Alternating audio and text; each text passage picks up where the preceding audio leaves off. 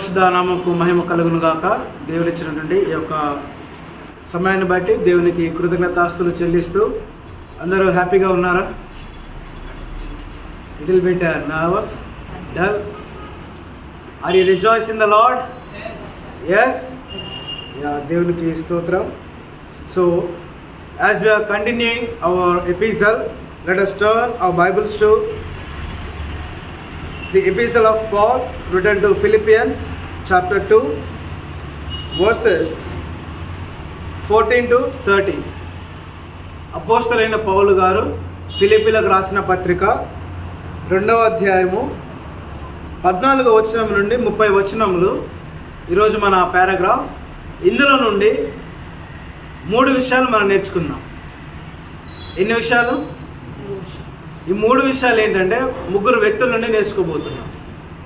Just సింపుల్గా చెప్తా, so వినండి. 14వ వచనం, మీరు మూర్ఖమైన వక్రజనము మధ్య నిరపరాధులను, నిష్కలంకులను, అనింద్యులనై దేవుని కుమారులగునట్లు సనుగులను, సంశయములను మాని సమస్త కార్యములను చేయుడి. అట్టి జనము మధ్యను మీరు జీవవాక్యమును చేతపట్టుకొని లోకమందు జ్యోతుల వలె కనబడుచున్నారు. అందువలన నేను వ్యర్థముగా పరిగెత్తలేదనియు, నేను పడిన కష్టము నిష్ప్రయోజనము కాలేదనియు, క్రీస్తు దినము వరకు నాకు అతిశయ కారణము కలుగును. ఎవరు చెప్తున్నారు ఇక్కడ? ఎవరితో చెప్తున్నాడు? పౌలు. ఎవరితో చెప్తున్నాడు? ఎస్, ఫిలిప్పు సంఘానికి చెప్తూ, సంఘమా మీరు ఎలాంటి జనం మధ్య ఉన్నారు? ఎలాంటి జనముల మధ్య మీరు నివసిస్తూ ఉన్నారు? మూర్ఖమైన వక్ర జనము మధ్య. మీరు అలాంటి జనముల మధ్య ఉన్నారు. మీరు మూర్ఖుల మధ్య ఉంటున్నారు. యేసుక్రీస్తు అంటే తెలియని వ్యక్తుల మధ్య ఉంటున్నారు. తెలిసిన వారి మధ్య ఉంటూ ఉన్నారు. వక్ర జనము మధ్య ఉంటున్నారు. వ్యతిరేకించే వారి మధ్య ఉంటూ ఉన్నారు. ఇలాంటి జనముల మధ్య మీరు ఉంటున్నప్పుడు మీరు ఎలా ఉండాలా? నిరపరాధులుగా ఉండాలి. నెక్స్ట్ ఏమంటున్నాడు? నిష్కలంకులుగా ఉండాలి, కల్మషం లేకుండా ఉండాలి. నెక్స్ట్ ఏమంటున్నాడు? అనింద్యులు, నిందలేని వారిగా ఉండాలి. ఈ 3 విషయాలు ఉండాలి అంటే ఏం చేయాలంట? మీలో నుండి ఏం తీసేయాలంటున్నాడు? సనుగులు. నెంబర్ 1 ఏం తీసేయాలంట? సనుగు కొనుటూ మీరు ఉండకూడదు.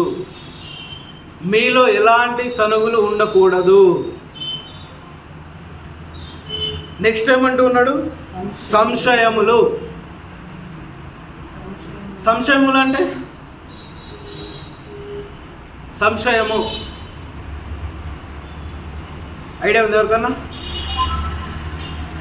సంశయము అంటే నథింగ్ బట్ డౌట్. అయిదో కాదో, వస్తుందో రాదో, ఈ పని మొదలు పెడితే మనం కంప్లీట్ చేస్తామో లేదో, మనకు ఉద్యోగం వస్తుందో రాదో, మన చదువు పాస్ అవుతామో కామో, మన కోర్స్ అయిపోద్దో కాదో, నేనైతే చదువుతున్నా కానీ మరి ఎగ్జామ్లో పాస్ అవుతున్నో కాను. సంశయములు, డౌట్స్. దేవుని వాక్యం సెలవిస్తుందంటే, ప్రియ సంగమా, నీలో సనుగులు ఉండకూడదు. సనుగులు అంటే ఎప్పుడు సనుక్కుంటాం మనం? దీనికి ఇంతెందుకన్నా దానికి అంతెందుకు? ఇంత అవసరమా మనకి? ఎగ్జాంపుల్, ఒక ప్రోగ్రాం పెట్టినావు, 50 కేజీల చికెన్ చెప్పినాం. మన వాళ్ళు ఏమన్నారంటే 40 కేజీలు అన్నారు. కాదు 50 అని మనం అన్నాం. ఇక 40 చెప్పినాడు, ఒకటే సనుగుతాడు ఇక కదా. 50 అన్నాడు, 50 అన్నాడు. డబ్బులు యాంచి వస్తాయి, ఈ యాంచి వస్తాయి, ఎవరు పెడతారు, ఎవరు చేస్తారు, ఈయనకేంది బాగానే చెప్తాడు, ఏమంటారు, సనుక్కుంటారు. ఏదైనా పని మొదలు పెడదామంటే ఇక అడుగుతాడు, కథ ఇక అయిపోయింది పని. అంటే ఇలాంటి సనుగులు ఎవరిలో ఉండకూడదు? సంఘానికి ఉండకూడదు. 2వది, నువ్వు చేసే పనిలో నీకు సంశయం ఉండకూడదు. నువ్వు చేసే ప్రయత్నాలలో నీకు డౌట్ ఉండకూడదు. నువ్వు రాసే ఎగ్జామ్స్లో నీకు డౌట్ ఉండకూడదు. నువ్వు చేసే అటెంప్ట్స్లో నీకు డౌట్ ఉండకూడదు. వస్తే వచ్చింది దేవుని కృప, అంతే. ఇంకా వస్తుందో రాదో, 6 నెలల టైం వేస్ట్ అయింది, సంవత్సరం టైం వేస్ట్ అయింది. అంటే ఇవి మన వ్యక్తిగత విషయాలు. సంఘ విషయానికి వచ్చినప్పుడు పౌలు గారు ఏమంటున్నారు అంటే, సంశయములను మాని సమస్త కార్యములను, ఇది సంఘానికి చెప్తున్నమాట, మీరు చేసే ప్రతి కార్యములో సనుగులు ఉండకూడదు, సంశయములు ఉండకూడదు. క్లియర్? సంఘం తరపున నువ్వు ఏ కార్యక్రమం మొదలుపెట్టినా నీలో ఏముండొద్దంట, గులగాడలు ఉండొద్దు, గులుక్కుంటూ పని చేయొద్దు, ముసలమ్మ గులిగినట్టు గులగొద్దు. ఏం పని లేక మూల కూర్చొని ఒకటే గులుగుతారు కదా, వదిలిస్తారు ఊరికే, అదంటారు ఇదంటారు అదంటారు, ఒకటే గొలబడతారు. మరి మన ముసలాళ్ళమా? కాదు కదా. సనువు కొనొద్దు. సంఘ కార్యక్రమాలు మొదలుపెట్టినప్పుడు నీలో ఎలాంటి సనువు ఉండకూడదు. ఇశ్రాయేలు ప్రజలు 6 లక్షల కాల్బలము పైగా ఉన్నటువంటి ప్రజలు ఐగుప్తు నుండి బయటికి వెళ్ళిన తర్వాత మోషే ఆధ్వర్యంలో కానాను దేశానికి ప్రయాణిస్తున్నప్పుడు ఐగుప్తు నుండి మొదలైన బయటికి వెళ్ళిన ప్రజలు ఎంతమంది? 6 లక్షలకు పైగా. కానాను చేరింది ఎంతమంది? చేరిరు? 2. ఎటు పోయిరా 6 లక్షల మంది? ఇక్కడ ఉన్నారు 2. ఎందుకు మిస్ అయ్యారు తెలుసా కానాను దేశాన్ని? వారు చేసే ప్రతి జర్నీలో, వారు చేసే ప్రతి ప్రయత్నంలో, వారు వెళ్ళే ప్రతి ప్రాంతంలో సనగడము గులగడం తప్ప వాళ్ళు చేసింది ఏమీ లేదు ఇశ్రాయేలు ప్రజలు. అందుకే ఒకసారి చరిత్ర చదవండి. మోషే మీద గునుక్కున్నారు, దేవుని మీద కొనుక్కున్నారు. ఐగుప్తులో మాకు సమాధులు లేవనా, మమ్మల్ని ఇక్కడ తీసుకొచ్చి చంపుదామని చూస్తున్నారు. ఎర్ర సముద్రం ఎదురుగా ఉన్నప్పుడు అనలే మోషేతో? వెనకాల ఫరో సైన్యం ఉంది, ముందర ఎర్ర సముద్రం ఉంది, మధ్యలో ఇల్లు ఉన్నారు. అటు పోతేనే నీళ్ళలో తెస్తారు, ఇటు పోతేనే వీళ్ళ దగ్గర తెస్తారు. మటసంగా మేమేదో బానిస బతుకు మేము బతుకుతుంటే మమ్మల్ని బతకనేయకుండా ఇక్కడికి వచ్చి ఇక జావరి సముద్రంలో పడిరంటే అసలు ఏంది మాకు ఈ గోళ? మాకు సమాధులు లేవనా ఐగుప్తులా? ఈ నీళ్ళలో సమాధి చేయడానికి తీసుకొచ్చింది.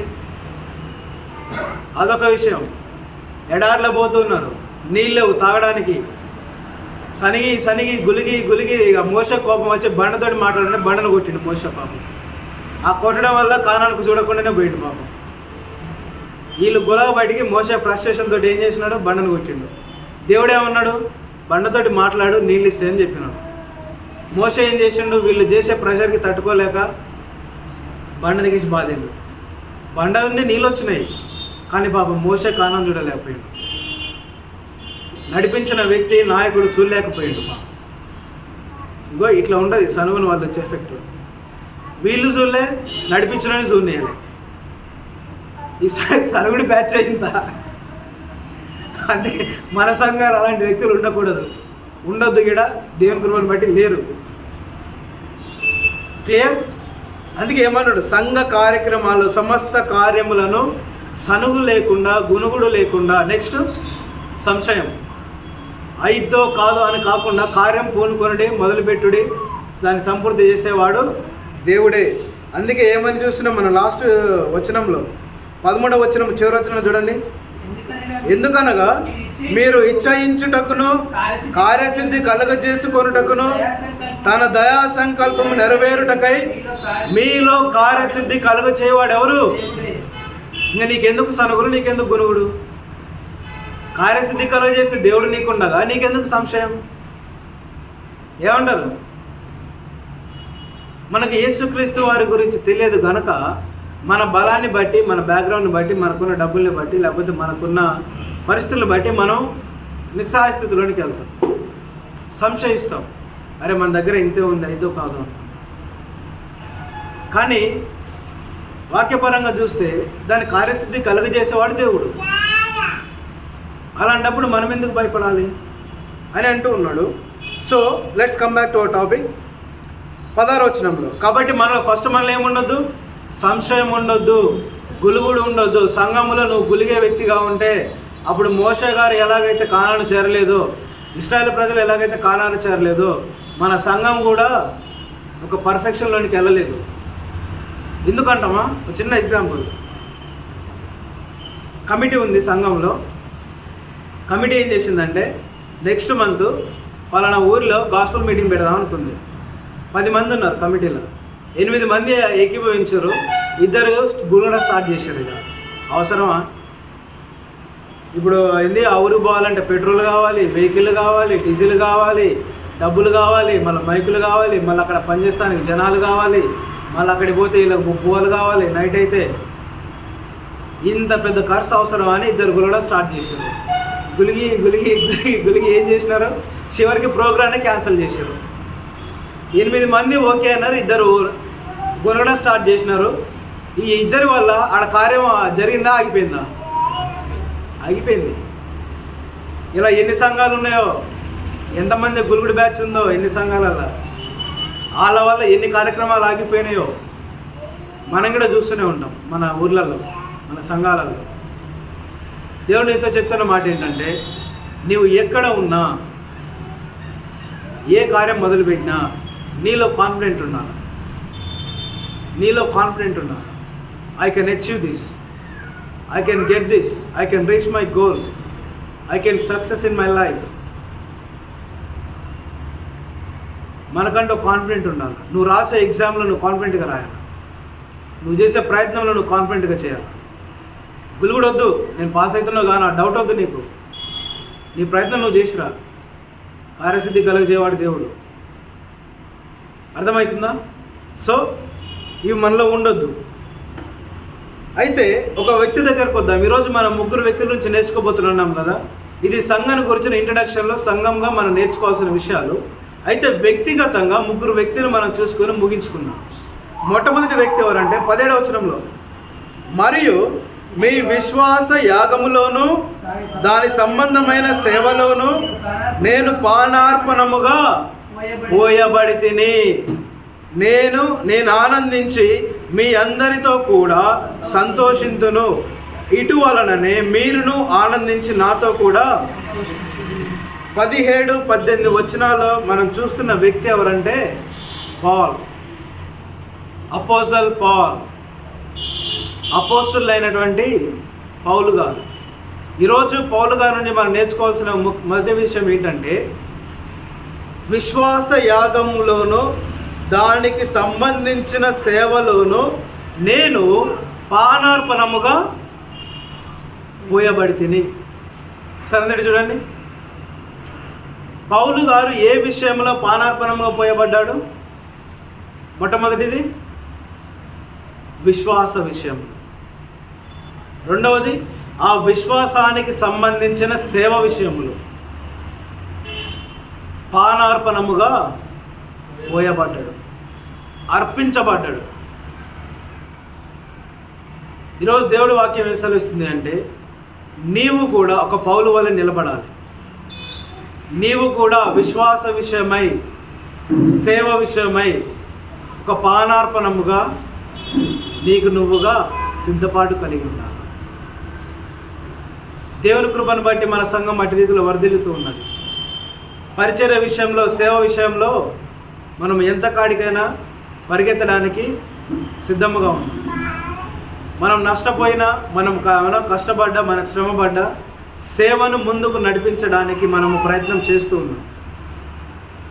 అటు స్ఫూర్తి, అటు యొక్క కాన్ఫిడెంట్, అటు యొక్క నిశ్చయత ప్రతి ఒక్కరికి ఉండాలి. ఈరోజు దేవుని వాక్యం సెలవిస్తుంది అంటే, నీవు పౌలు వల్ల నిలబడాలి. మనలో ప్రతి ఒక్కరికి పౌలులాగా మారాలి. ఏ విషయంలో? విశ్వాస సంబంధమైన విషయంలో సేవలో పానార్పణంగా పోయబడడానికి సిద్ధముగా ఉన్నారు. ఆ నిర్ణయాన్ని మనము తీసుకోవాలి. నెంబర్ 1, పౌలు గారు సేవ విషయంలో పానార్పణముగా పోయబడ్డాడు. అంటే ఎంత కాడికి రెడీ అయిందో తెలుసా? పౌలు గారు పరిచర్య నిమిత్తమై, సువార్త విషయమై బంధింపబడి ఆయన తలను మొండెము నుండి వేరు చేసేంత వరకు కూడా పానార్పణము పోయబడ్డాడు. పౌలు గారిని నరికినారు. మనలాంటి చావు కామన్గా యాక్సిడెంట్లోనో, అనారోగ్యంతోనో, బాలేకనో చావలే పౌలు. లేకపోతే గుండెపోటుతోనో చావలే పౌలు. లేకపోతే మంచి మరణం పొందలే, నిద్రలోనే పానార్పణముగా పోయబడ్డాడు. ఆ దిమ్మె ఉంటుంది కదా, మనం మూవీస్లో కూడా చూస్తూ ఉంటాం, ఇట్లా ఇట్లా ఉండి దిమ్మె బలి అర్పించేటప్పుడు గ్యాప్ ఉంటుంది, ఇట్లా దాని మీద మనం అంటే వంపుతారు, తల అవతల ఉంటుంది, మొండె యువతలు ఉంటుంది, మధ్యలో ఆ గ్యాప్లో మెడ ఉంటుంది.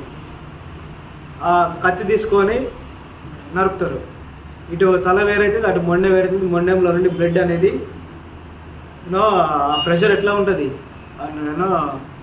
నర్వ్స్ నుండి, నరాల నుండి నరికినప్పుడు ఒక్కసారి సడన్గా ఇవి తెగేసరికి ఎట్లుంటుంది ప్రెషరు.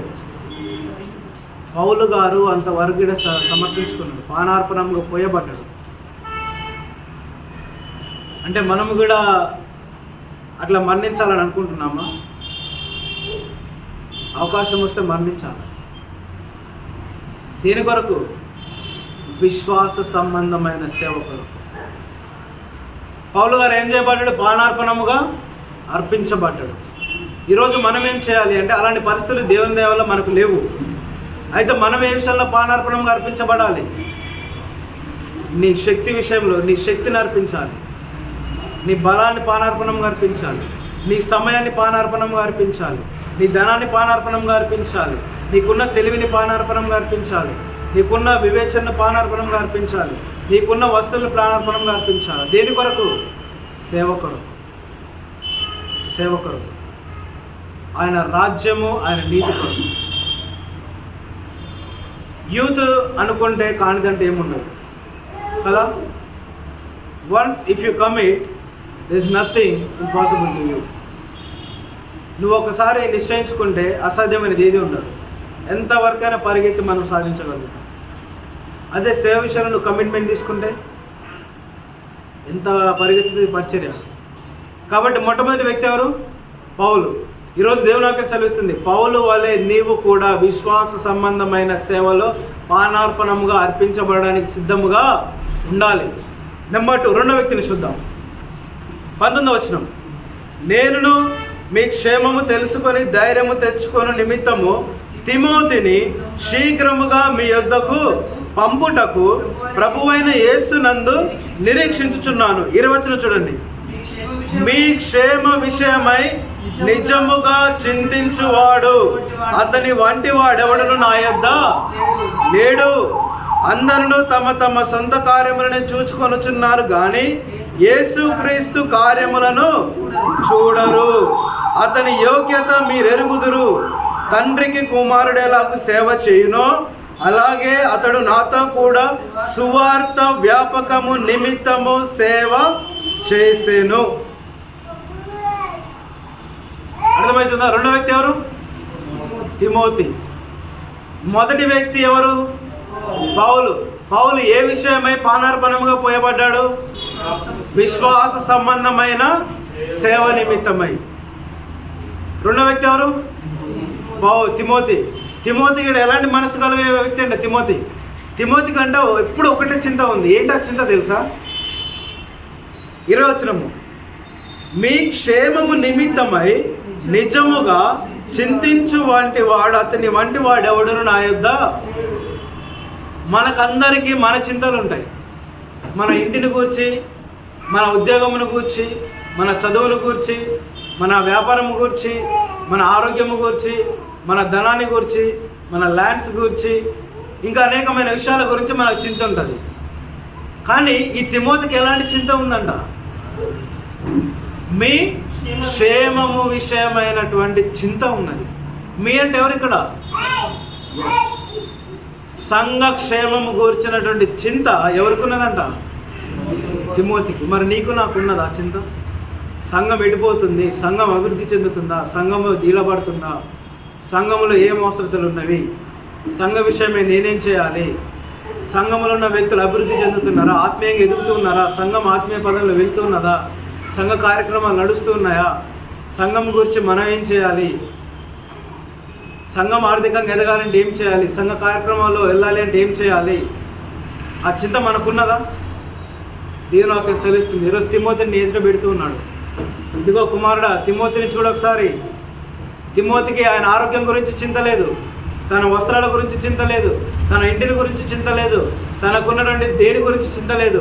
ఆయన చింత మొత్తం ఒకటే, సంఘం ఏమైపోతుందో, సంఘ క్షేమం ఏమైపోతుందో, సంఘం ఆర్థిక పరిస్థితి ఎలా ఉన్నదో, సంఘం ఆత్మీయంగా ఎదుగుతుందా లేదా, సంఘము పాటలు పాడుతుందా లేదా, సంఘము దేవుణ్ణి మహిమపరుస్తుందా లేదా, సంఘములు అందరూ ఆరోగ్యంగా ఉన్నారా లేదా, సంఘ కుటుంబాలు వర్ధిల్లుతున్నాయా లేదా, సంఘాలన్నీ ఐక్యత కలిగి ఉన్నాయా లేదా, సంఘములో లేని వాళ్ళు ఎవరైనా ఉన్నారా, ఉన్నవాళ్ళు ఎవరైనా ఉన్నారా, లేని వాళ్ళని ఉన్నవాళ్ళు ఎవరైనా చూస్తూ ఉన్నారా.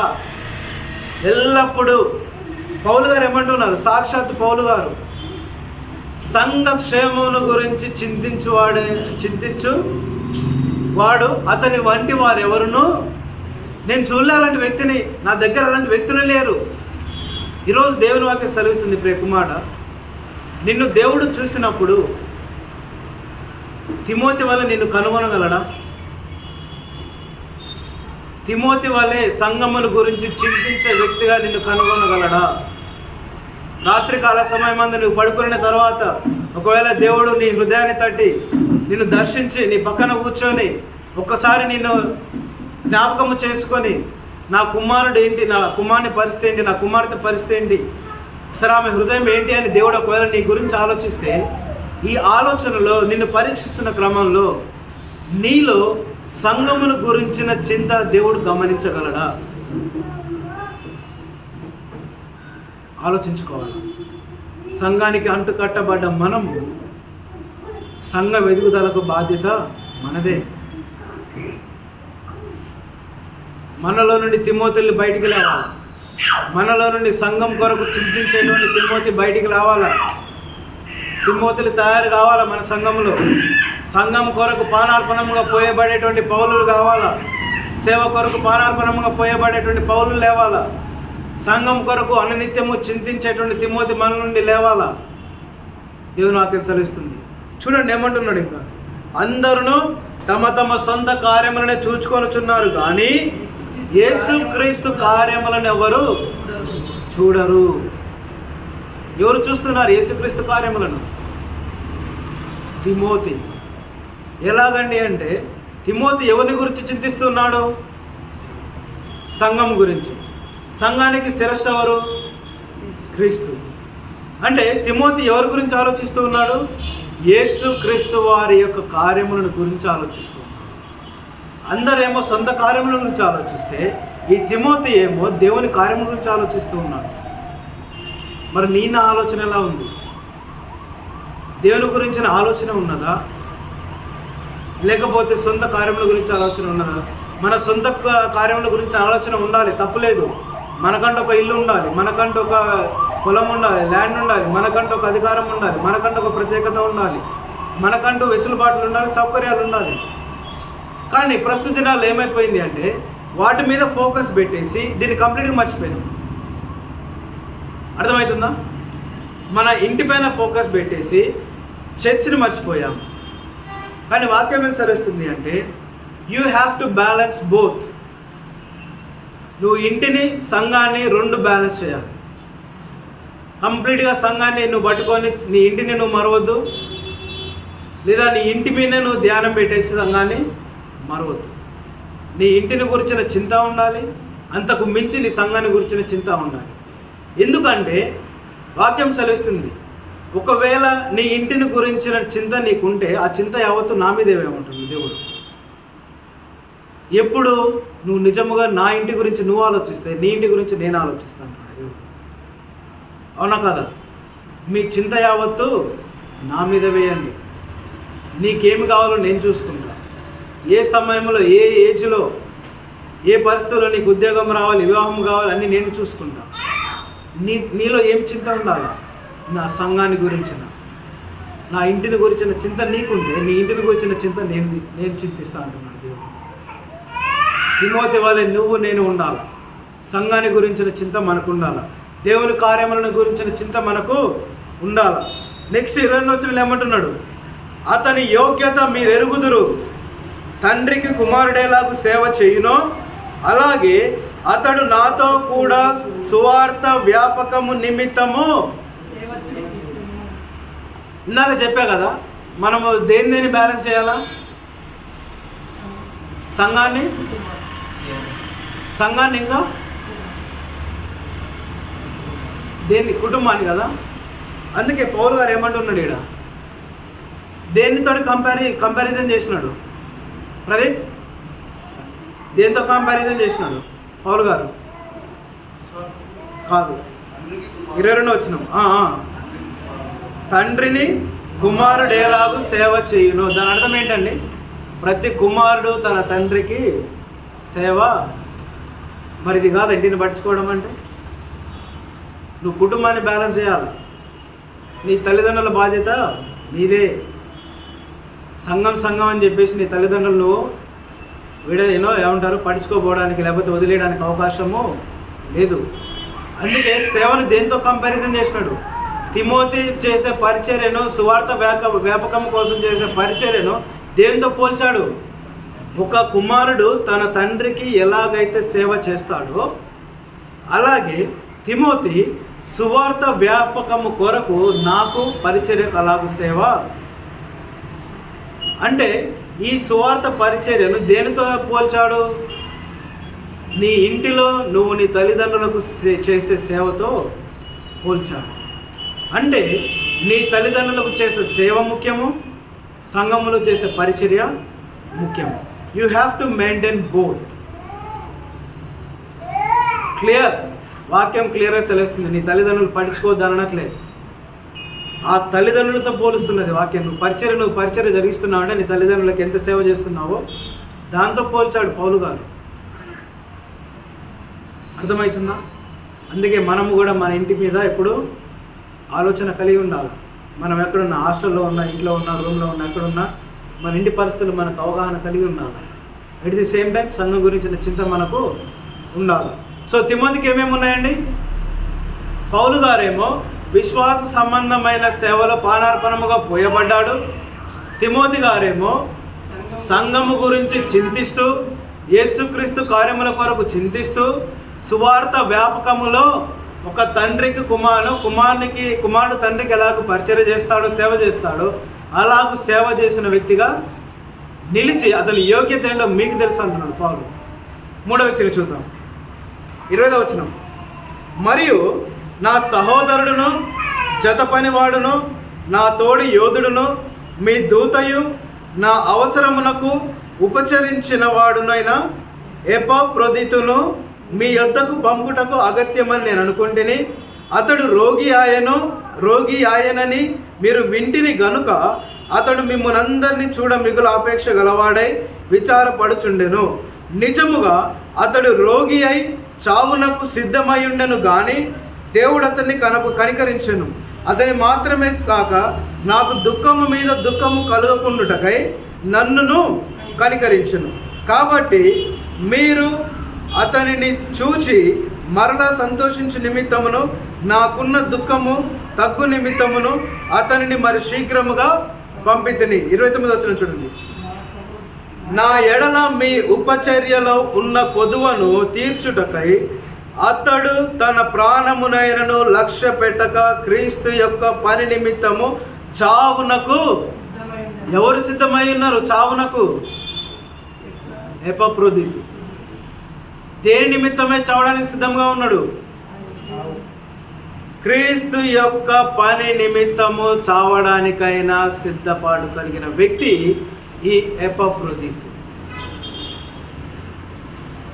3 legendary personalities we have seen today. Epaphroditus దేని కొరకు సిద్ధపాటు కలిగి ఉన్నాడంట? క్రీస్తు యొక్క పని కొరకు చావునైనను లెక్క చేయకుండా చావడానికి సిద్ధపాటు కలిగిన వ్యక్తి. అఫ్ కోర్స్ చావు అంచుల వరకు వెళ్ళొచ్చండి ఈ యొక్క ఎపఫ్రొదితు. చావు మరణకరమైన రోగము చేత అనారోగ్యము చేత బంధింపబడి, పీడింపబడి, బాధింపబడి మరణము అంచుల వరకు వెళ్ళి మరలా దేవుని కృప చేత బ్రతికి తిరిగి వచ్చిన వ్యక్తి ఈ ఎపఫ్రొదితు. వీళ్ళతోటి పోల్చుకుంటే మన భక్తి ఎంతండి? వీళ్ళకున్న కమిట్మెంట్ను చూసుకుంటే అసలు మన పని ఎంత? ఏం పరిచర్య మన పరిచర్య? ఆదివారం వస్తాము, పోతాము, లేదా మీటింగ్లు అప్పుడు వస్తాము పోతాము. అది సేవకుడైనా సంఘమైన అట్లే తయారైంది. అసలు వీళ్ళు చూస్తుంటే మీకు ఏమనిపిస్తుంది? క్రీస్తు యొక్క పని నిమిత్తము చావడానికైనా సిద్ధపాటు కలిగి నిలబడ్డ వ్యక్తి ఎపఫ్రోదితు. What a great commitment he had. అలా ఉండగలుగుతాం మనము? మళ్ళీ చెప్తాం, ఓ మేము పరిచర్య చేస్తున్నాం. ఎక్కడలేని పరిచర్య మన పరిచర్య కదా. 1 గంట కష్టపడితే చాలు గట్టిగా, 24 గంటలు రెస్టే. అవునా కదా? మీకు ఏమైతుంది అంటే, మీరు ఎలా అనుకుంటారో నాకు తెలియదు, కానీ వాక్యం చదువుతుంటే అసలు ఏం మనుషులు, ఈ మనుషులు ఏం మెంటాలిటీ వీళ్ళది. మొండితనం అంటారు కదా, మొండితనం కంప్లీట్గా స్టబార్నెస్. ఉంటే ఉన్నాం, పోతే పోయినాం. నాకు క్రీస్తు ముఖ్యం, పరిచర్య ముఖ్యం, నాకు సేవే ముఖ్యం. మీరు గమనించండి, పౌలు దేని కొరకు పానర్పణం పోయబడ్డాడు? విశ్వాస సంబంధమైన సేవే, స్వార్థ కొరకే. తిమోతి దేని కొరకు పానర్పణం పోయబడ్డాడు? తిమోతికి ఉన్న చింత ఏంది? సంఘం గురించిన చింత, క్రీస్తు కార్యముల గురించిన చింత, స్వార్థ వ్యాపకము కొరకు చింత. ఆ చింతతో పాటు తండ్రికి కుమారుడు ఎలా పరిచర్య చేస్తాడో సువార్త వ్యాపకము కొరకు తిమోతి కూడా పౌలుకు అలాగే పరిచర్యలో సేవ చేస్తూ వస్తున్నాం. 3వ వ్యక్తి ఎపఫ్రోదితు కమిట్మెంట్ ఎవర్గ్రీన్, ఎక్స్ట్రాడినరీ. చివరి వచ్చిన మనసా చూద్దామా? అతడు తన ప్రాణమునైనను లక్ష్య పెట్టక. ఇది నువ్వు చేస్తావా? ఆ డేర్ ఉందా మనకి? ఈరోజు దేవుడు అడుగుతున్నాడు, ఆ డేర్నెస్ ఉందా? తన ప్రాణమునైనను లక్ష్య పెట్టక. ఇది ఎక్కడ రాయబడింది ఈ మాట? జీవ గ్రంథములో, వాక్యములో రాయబడిన మాట. ఉత్తిగా చెప్పట్లే, సాక్షాత్తు పరిశుద్ధాత్మ దేవుడు ఇన్స్పిరేషన్ ద్వారా రాయబడిన మాట. పరిశుద్ధాత్మ దేవుడు పలానా ఎపఫ్రోదితు సందర్భాన్ని తీసుకొచ్చి, ఆ వ్యక్తిని తీసుకొచ్చి, ఆ వ్యక్తి జీవితంలో నుండి ఇదిగో తన ప్రాణమునైనను లక్ష్య పెట్టక ఏం చేస్తున్నాడు? క్రీస్తు యొక్క పని నిమిత్తము చావునకైనను సిద్ధపాటు కలిగిన వ్యక్తి. ఇతని కొరకు జీవ కిరీటం ఎదురు చూస్తూ ఉంది. ఎందుకో తెలుసా?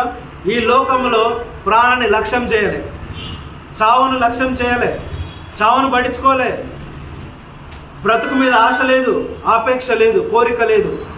ఇక్కడ ప్రాణాన్ని ఇవ్వడానికి సిద్ధపాటు కలిగి ఉన్నాడు కాబట్టి అక్కడ జీవము ఏర్పాటై ఉన్నది. జీవం ఎదురు చూస్తుంది అతని కొరకు, జీవ కిరీటం ఎదురు చూస్తుంది అతని కొరకు.